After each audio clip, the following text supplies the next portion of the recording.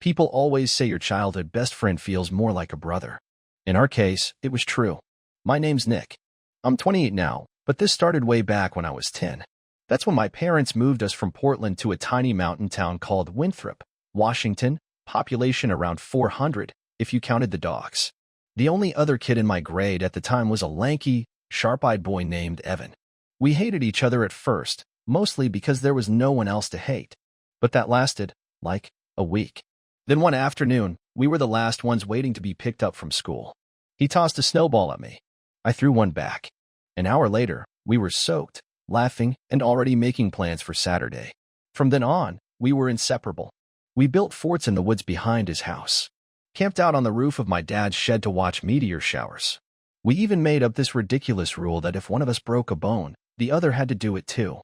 I broke my wrist falling off a four-wheeler in 8th grade. 2 weeks later, Evan accidentally fell off his porch. His mom was furious. We called it loyalty. In high school, life got more complicated, like it does. I started dating Haley sophomore year. She was funny, sharp, had this loud laugh that made you like her even when you didn't want to. Evan ended up with Kayla, Haley's best friend. So the four of us naturally became a package deal. Bonfires, prom, tubing down the Methow River, all the teenage rites of passage. It was like we had formed this little world of our own. Then came that senior year winter retreat. We hiked up to a cabin for the weekend, just the four of us. No cell service, no distractions. It snowed 2 feet overnight. I remember the fire crackling, the wind howling outside, and Haley looking at me with that soft, nervous grin. We didn't plan it, but it happened, the kind of night people call a milestone. Later, Evan told me they did too. I never asked for details. That night, it felt like we had all crossed into adulthood together. After graduation, things shifted. Evan enlisted in the Coast Guard, said he needed purpose, structure. I got accepted to the Denhart Institute for Architectural Engineering in Chicago. Long distance was hard, but Haley and I promised to make it work. At first, we did. Late-night FaceTimes, surprise visits. But over time, I started hearing things. Not dramatic stuff, just whispers. Guys mentioning seeing her at parties. One even asked, "Is she still with that guy out east?" I told myself not to jump to conclusions. But some part of me already knew something was changing. And not for the better. I wasn't even supposed to be in town that week. One of my professors had canceled last minute, so I decided to take a flight home and surprise Haley. I didn't text her, didn't call, figured I'd show up at her place with takeout and that dumb smile she used to love. But then I walked into Dalton's diner. It was late afternoon, just a few cars out front. The kind of day where nothing should have felt off, but everything did. I stepped inside, looked toward the booths, and froze. There she was, Haley, sitting across from some guy I didn't recognize. Tall, dark hoodie, leaning in close. They weren't holding hands or anything, but it was the way she looked at him, like he had her full attention. Her head tilted to the side, smiling small, the way she did when she was trying to be charming. Then she laughed, quiet and low, the kind of laugh she used to save for me. She hadn't seen me yet. I stood near the pie counter, pretending to read the specials. My chest was tight, like I'd run a mile. I watched as the guy reached across the table, not touching her, but close. Too close. Haley didn't flinch. And then, as if some radar went off, her eyes flicked up and met mine. Her face changed instantly. That frozen half-smile. The way she shifted back in her seat, subtly, like trying to rewind a moment she knew I'd already caught. She gave me a small wave, nervous, too casual. I didn't wave back, just nodded slightly. Then I turned and walked out. I didn't go home right away. I drove around for an hour, parked near the river. Thought about calling Evan but couldn't stomach the conversation. What was I supposed to say? "Hey man, I saw Haley with someone and I'm not sure if I'm going crazy or just finally waking up." The next day, she showed up at my house. She acted normal at first, all smiles, like nothing happened. "Surprise visit, huh?" she said, hugging me like she hadn't just been caught. I hugged her back, stiff. I waited till we were sitting down with coffee before I said anything. "So, who was the guy?" She blinked. "What?" "At the diner. Yesterday." Her smile faltered. "Oh, just a friend. From class." I didn't say anything. She stirred her coffee like it was a science project. "Seriously, Nick, it's not what you think. We were just studying." "You weren't studying." She rolled her eyes, lightly. "God, you're acting like I cheated or something. Can't I talk to another guy without it being a federal case?" That was it. Not what she said, but how she said it. No apology. No concern. Like she didn't even care how it looked. I nodded slowly.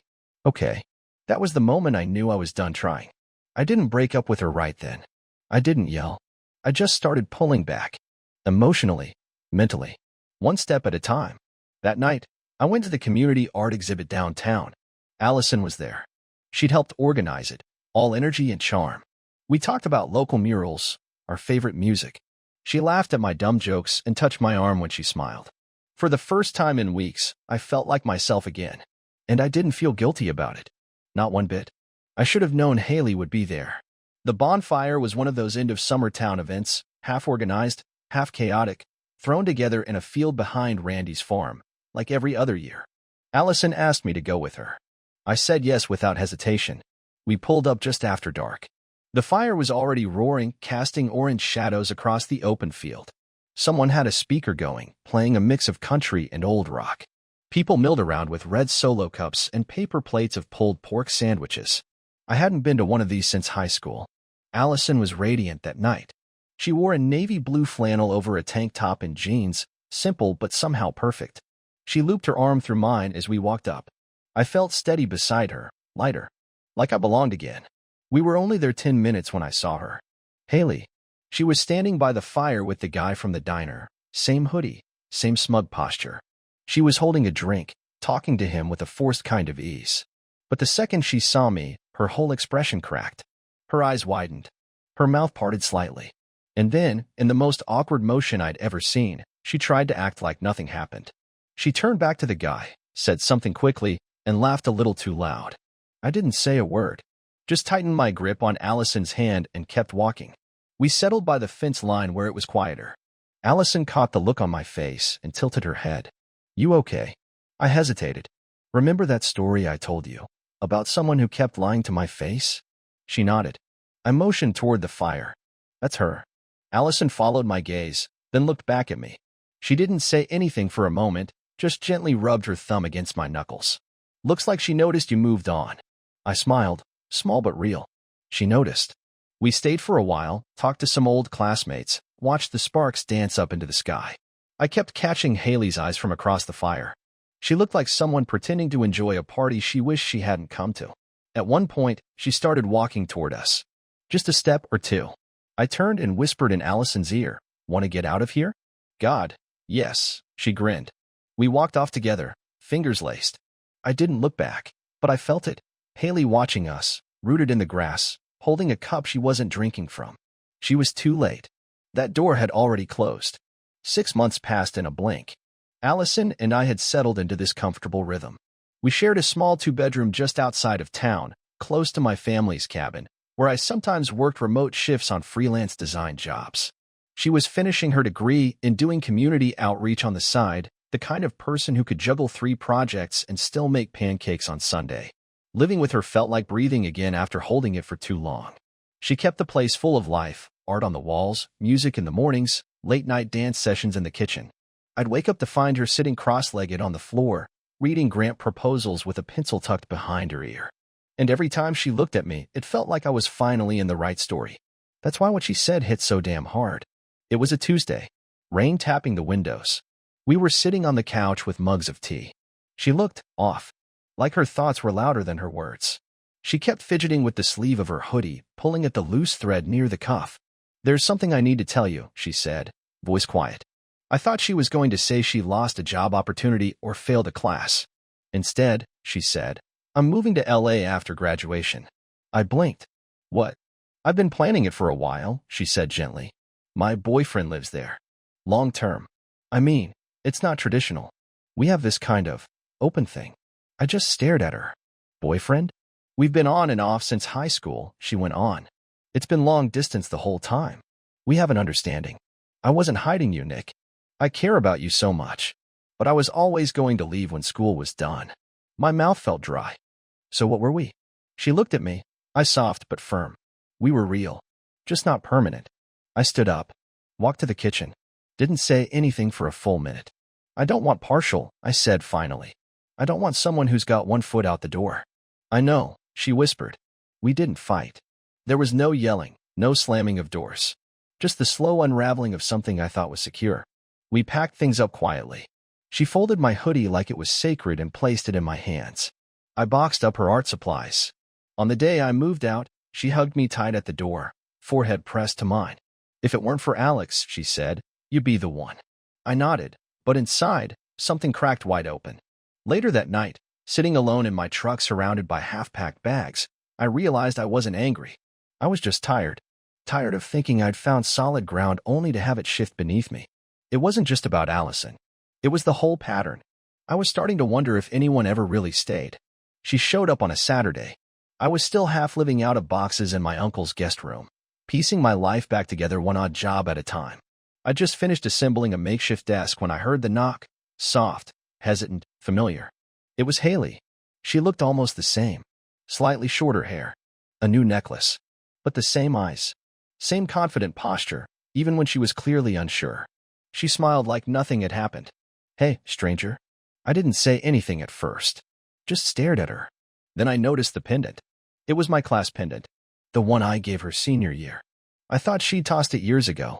Seeing it now, hanging from her neck like some kind of time machine, made my stomach twist. "I never stopped loving you," she said, voice low. "Even when things got messy." Messy? I almost laughed. She reached into her bag and pulled out a flyer, some networking mixer happening in Seattle. "It's mostly architecture and engineering folks." I thought, maybe we go together? Let people see us.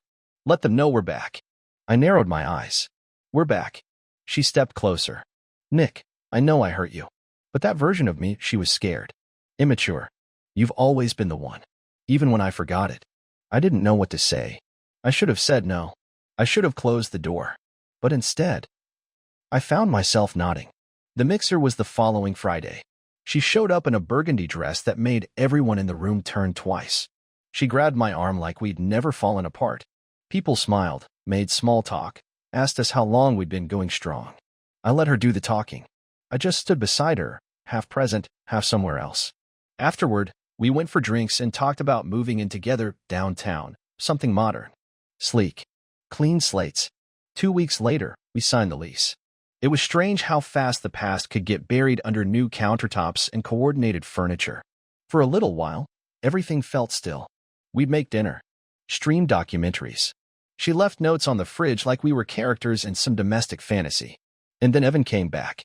He'd been stationed overseas for months, bouncing between ports. He showed up with a tan, a limp from an old ankle injury, and a duffel bag full of stories.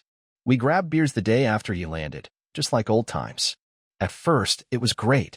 Familiar. Comfortable. He started hanging out at our place more, watching games, helping us mount the TV, even building a bookshelf for Haley's ever-growing pile of intellectual chic novels. The three of us laughed a lot. Ordered pizza like teenagers again. But then, little things started to nag at me. I'd walk into the room, and they'd go quiet. I'd find her phone face down. Once, I picked it up to hand it to her, and she yanked it out of my hand faster than necessary. Then came the whispers. A guy from Evan's old unit mentioned seeing him around with that girl, blonde, petite, always laughing. Said he thought she was his girlfriend. That's when the itch in my gut turned into something heavier. I was watching it happen all over again.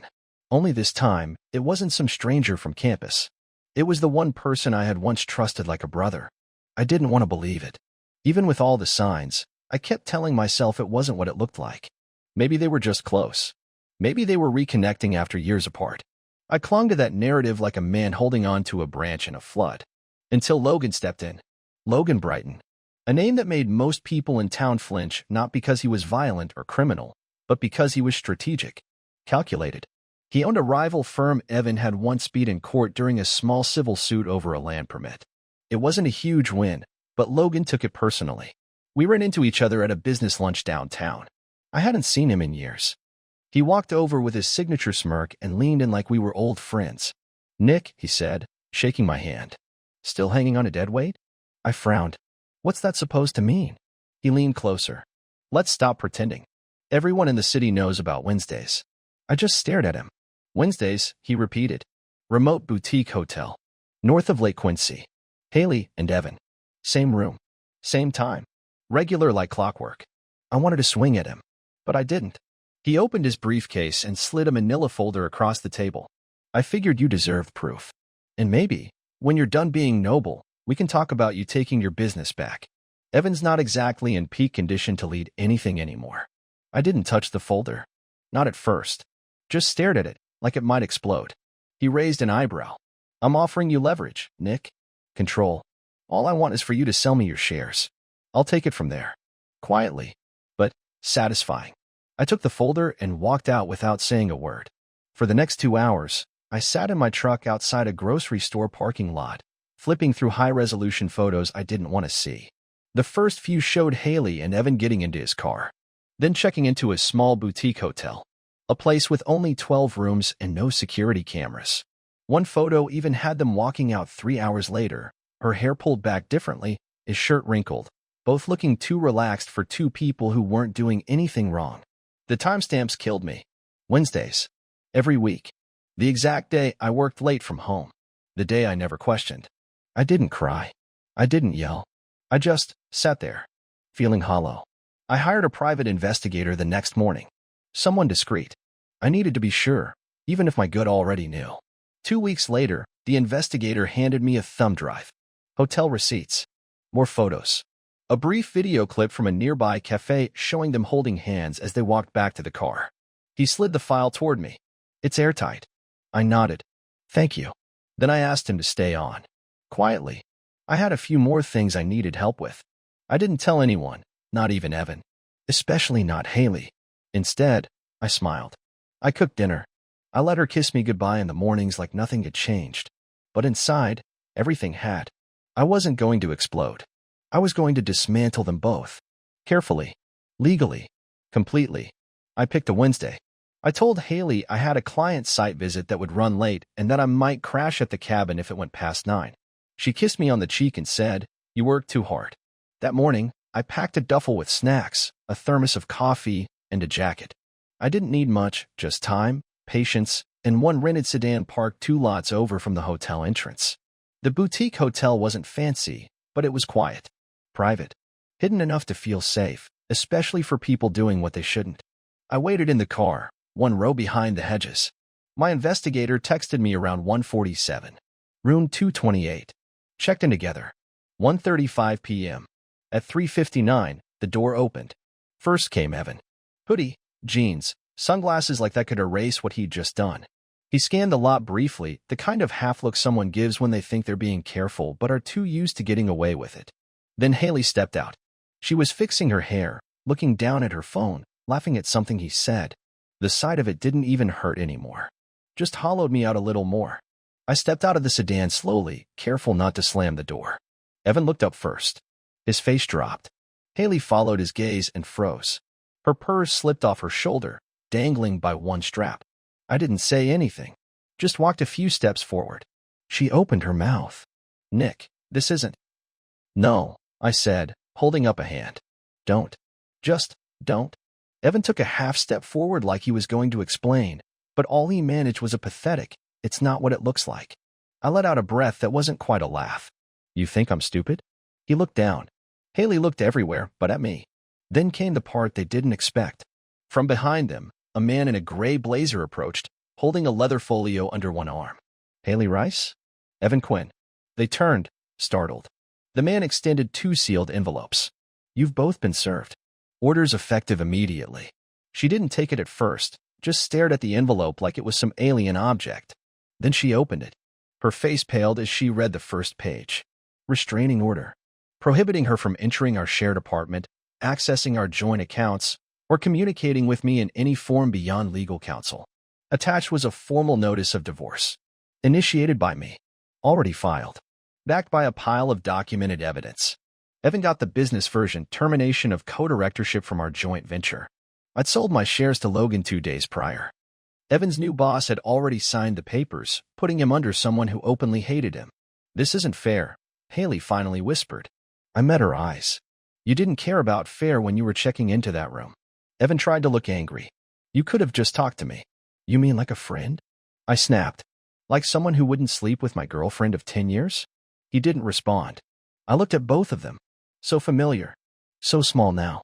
"You made your choices," I said. "And I made mine." Then I turned, walked back to the rental car, and drove away. I didn't look back. Didn't need to. I knew they were still standing there stunned, broken, and suddenly realizing what it felt like to lose everything.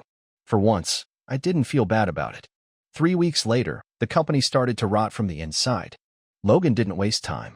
The moment he became majority shareholder, he swooped in with that smug smile and a dozen new initiatives designed to undercut Evan at every turn. He reversed workflow protocols Evan had spent months building, replaced 2 of our top designers with his own people, and rewrote project pitches without consulting the creative leads. The staff was confused, then frustrated, then gone. Within a month, half the team had either quit or stopped showing up. Meanwhile, Evan flailed. He was still showing up in button-downs and trying to command respect, but you could see it in his face, the slow unraveling. He was no longer in charge, and everyone knew it. The whispers got louder. Rumors of missed deadlines, botched client meetings. Logan didn't even hide it. He wanted Evan to crack. And Evan? He was too proud to step down, but too cornered to fight back. I watched it all from a distance. Didn't say a word. Didn't send a single text. I was busy rebuilding my life, quietly, deliberately. Took on a few consulting gigs. Put together a pitch deck for a new firm. This time solo. One afternoon, I got an unexpected email from Maria. She'd been the lead admin at our old company, the kind of person who knew everything but said nothing. Sharp, discreet, efficient. She asked if I had time to meet for coffee. I figured she was just looking for a reference or leads. But the moment I saw her, she smiled like she knew something I didn't. You know, she said, stirring her tea, I stayed on after you left because I needed the paycheck. But Evan made things weird. I raised an eyebrow. Weird how? He hit on me. 3 times. Always after hours. Always careful with his wording, but not subtle enough. My jaw tightened. I shouldn't have been surprised. I shut it down each time. But it got uncomfortable, she continued. Especially after Logan took over. The whole place feels like it's collapsing. I nodded. I've heard. She leaned forward. If you're planning to start something new, I'd like to be considered. I looked at her, surprised. You'd leave. In a heartbeat, she said. The people there are miserable. Evan's barely holding it together. And Logan? He doesn't want to build anything, just destroy Evan out of spite. I want to be somewhere with integrity again. I smiled. You'd be the first person I'd call.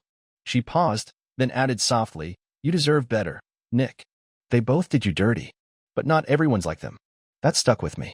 When I got home, I opened the portfolio for my new firm. I scratched out the tentative name I'd written at the top and replaced it with something simple, bold, and clean. My name. No partners. No compromises. Just a blank canvas, and no one left to betray me. The past was burning down behind me, and I was finally building something new, brick by brick. He showed up at my doorstep just after 10 on a Tuesday. I'd been reviewing contractor bids for my new office space, half listening to Miles Davis and sipping black coffee when the doorbell rang. I wasn't expecting anyone. When I opened the door, Evan was standing there. He looked awful. Hair uncombed, button-down wrinkled, skin pale and slick with sweat. His bottom lip was split, not fresh, but not healed either. He held a file folder in one hand and a folded hoodie in the other like he couldn't figure out which was more important. I didn't say anything. He cleared his throat. Can we talk? I crossed my arms. You lost that privilege about 6 Wednesdays ago. He blinked slowly, eyes glassy. I know I screwed up, man. I didn't come here to argue. Then what? You here to apologize or just bleed guilt all over my porch? He shifted, looking down at his shoes. Haley's gone. Moved back in with her sister. Said she needs space, which, let's be real, means she found someone new. I raised an eyebrow. She finally dumped you, or did you just wake up? He didn't laugh. Just stared at the ground. I waited. You were right about everything, he said quietly. About her. About me. I shook my head. Don't say that like it makes a difference now. He finally looked up at me. Nick, I didn't mean to. Stop. I stepped outside, closing the door behind me. You didn't mean to sleep with the woman I planned to marry? Didn't mean to lie to my face and pretend we were still brothers? He swallowed hard. It wasn't planned. It just happened. I let out a bitter laugh. You know what else just happened? You throwing away 15 years of loyalty over motel sheets. He winced, but I wasn't done. You know what the worst part is? I considered hitting you. More than once. When I found out. When I watched her walk out of that hotel. When I served you those papers. But I didn't. You know why? He shook his head. Because I wanted this. I wanted this moment where you show up looking like hell, knowing you lost everything and can't take a damn bit of it back. He opened his mouth, then closed it again. You burned your career to the ground, I continued. You let Logan inside the company. You gave him the match and begged him to light it. And now you're here, what? Hoping I'll help you rebuild. He looked away. I didn't come here for money. Good, I said. Because the only thing I've got for you is closure. I took a slow breath and stepped in closer. You remember when we were 13 and you broke your wrist jumping off the shed roof after I did? He nodded. I thought we were unbreakable after that. Turns out, you were just following until it hurt too much. That stung. I saw it in his eyes. He held out the folder. These are the shares. What's left of them? Logan offered me a payout to walk, but I figured you'd want first refusal. I didn't take them. Already done. I finalized the buyout yesterday. His hand dropped. Maria's coming with me, I added. She's got more spine than you ever did. He stood there, small and unsure. For the first time in our lives, I saw him for what he really was, not a brother, not even an enemy. Just a man who lost his place in the world and didn't know how to get it back. I opened the door. Goodbye, Evan. He hesitated. Nick. I didn't turn around. Don't come back. The divorce papers came back signed a week later. No comments. No pleas. Just Haley's tight, looping signature at the bottom of every page, like she was erasing herself line by line. I didn't feel relief. Or rage. Just stillness. Like finally exhaling after holding your breath too long. Rumors started flying before the ink was dry. People whispered that Evan had turned unpredictable at work. Someone claimed he'd shown up drunk to a team meeting. Another said he got physical with Logan over a project rejection. No one knew for sure, but one thing was clear, he wasn't welcome in that building anymore. As for Haley, she kept her head down. The pendant was gone from her neck. I heard through someone mutual that she'd taken a job 2 towns over, something modest. A clean slate. Good for her, I guess. But she didn't call. And neither did I. I found a new apartment on the west edge of town, 2 floors, all clean lines and empty space. It felt like the opposite of what I'd been through. Light, open, untouched. I bought furniture that didn't remind me of anyone. A soft gray couch. A kitchen table I assembled myself while listening to old blues records. No ghosts. No past. Just me. The new firm launched quietly. I didn't do a big opening or post anything flashy online. Just reached out to a few trusted clients, showed them the kind of work I was focused on now. Thoughtful, sustainable design. No shortcuts. No showboating. Just integrity, brick by brick. Maria joined the team a week after I got the keys. She walked in with a notepad, a black coffee, and it looked like she already owned the front desk. I gave her the office next to mine. She smiled and said, "We're going to build something better this time."